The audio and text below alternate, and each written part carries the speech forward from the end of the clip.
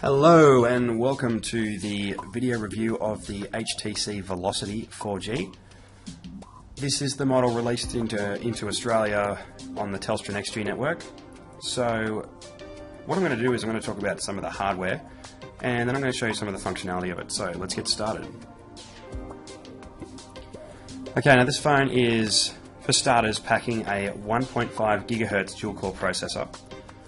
And it comes with 16 GB of onboard memory, yet you can expand that again by 32 GB with the micro SD card. So you can potentially boost the storage to 48 GB. So,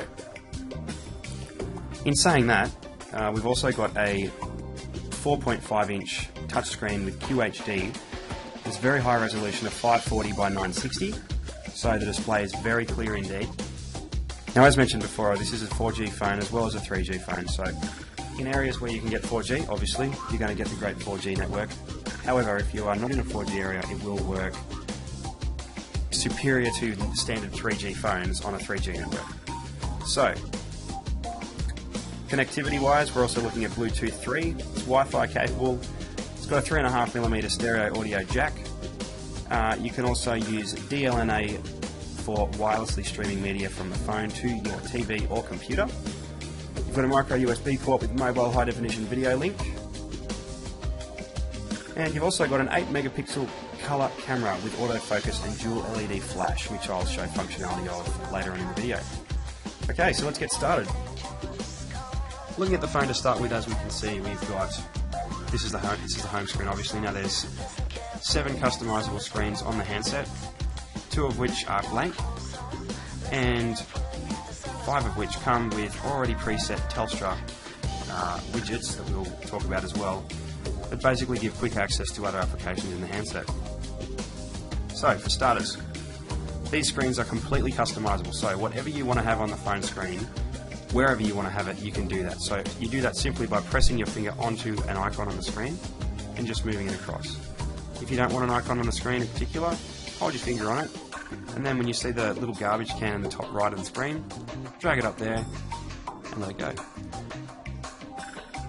Now, as I said, the screens are all customizable, so let's say we don't really want all the news here, we can touch that and get rid of it. And then here, if we want to get a digital clock, what we can do is drop this guy down here. Now, if we hit the menu button down the bottom, we can actually go personalize. You see that? We touch the widget section. Now, I briefly touched on widgets before at work, but basically widgets are quick access points to applications within the phone. So I'm talking Facebook, clock, calendar, calculator, emails, you name it, it's potentially here as a widget in the handset. In this case, however, we're going to choose clock. Now there's a couple of clocks we can choose, 18 of them in fact. Now this one here you'll recognise is on the home screen, so I'm not going to bother with that one for this example. That analog clock there looks quite good, so we'll go with that one. Just select the nearest city so I can show you. And there we have this large analog clock that we can see on the screen. And as I said, there's heaps of those you can go through. Now, let's go and have a look at the camera functionality. So, obviously we've got the 8 megapixel camera that we're talking about here. It's autofocus. It's also got various features as well. For starters, you can change what scene you're looking to take a photo of, so it can have automatic, portrait, landscape, action burst, or panorama. You can also choose backlight HDR as well. The panorama photos are quite good quality as well. There's also camera effects you can choose from as well. Just have a look at those here. You can choose distortion, vignetto, depth of field, dots, vintage, vintage warm, vintage cold. That's just a few of them to name. In other words, the camera's very advanced. Now, I will also mention the camera records in full 1080p HD. So that's great video recording, and you've also got a 1.3 megapixel front camera, so that works good for video calling on this handset. Now, as far as running applications is concerned, the fact this phone's got a dual-core 1.5 gig processor in it means that it's a really fast phone.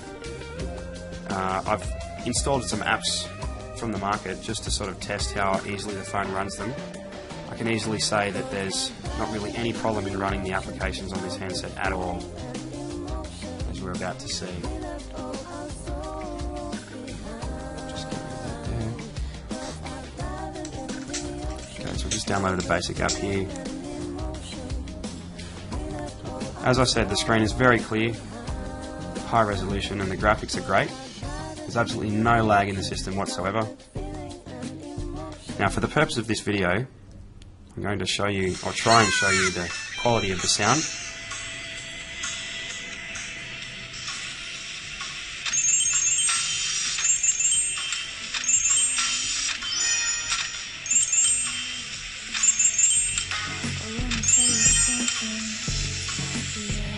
Okay, so as we can see, the phone has absolutely no trouble at all in running the applications for you. Now let's take a look at the text messaging. Text messaging is quite easy, of course. We touch the messages section. Now, go up the top right to compose. After selecting who I'd want to send it to, I'll then touch down here to add the text. Alright, now the touch screen is quite generous in how much space it actually gives you to touch the screen and the letters. So, it's quite good in that respect. However, if you do feel that this screen is not quite big enough as far as the keyboard is concerned, all you're going to do is flip the phone on the side, and the geosensor inside the handset tells it that it's on a horizontal angle now, and it makes the keyboard bigger, as you can see. But that's a personal preference, so once again, it's a thing you'll get used to in the handset. Now, obviously, making phone calls, hit the phone button down the bottom. Now, it has a default list of your contacts here. If you link up your Facebook with your Android account, then all of the contacts from Facebook will come on to your phone if they've got a mobile number attached to their account. As you can see though, the numbers do come up quite clearly on the screen. And then once you're done putting in the number, you just hit call.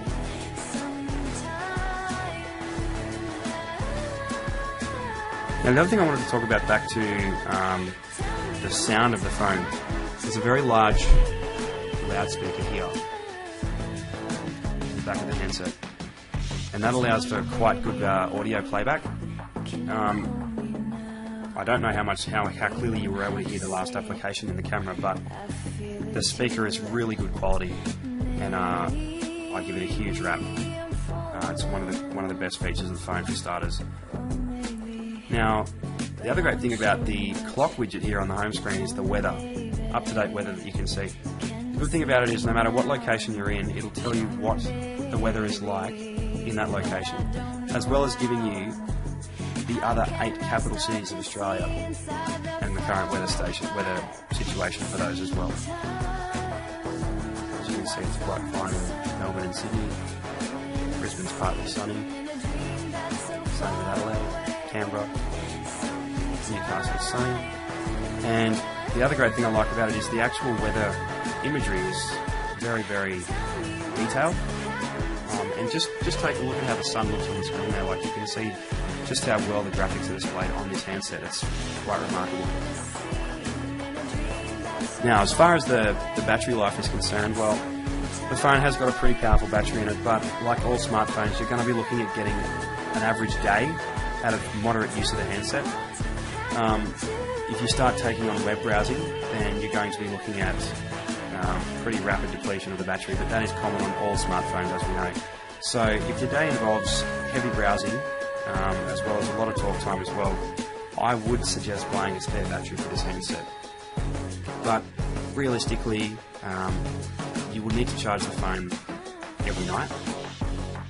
But you know, nowadays that's standard with a smartphone.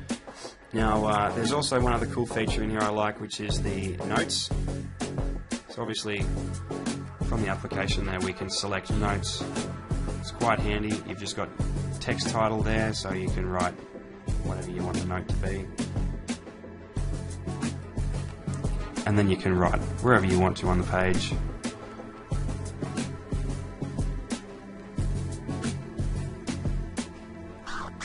Like that.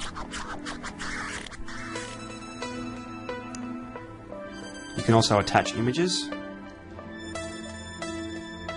and you can also attach voice notes as well. You can also attach drawings. Whatever you want to attach to this note, you can attach it, which is another great thing about the handset.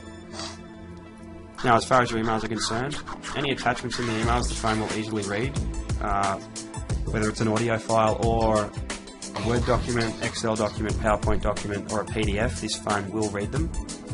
So you've got no worries there.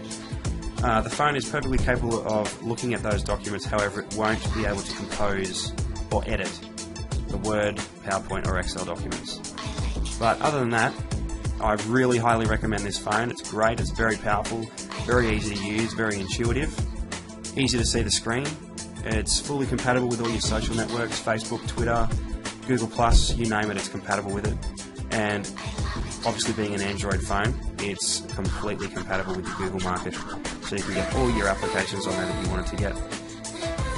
So thanks for watching, guys. I hope you've gained a little bit of insight into the HTC Velocity 4G.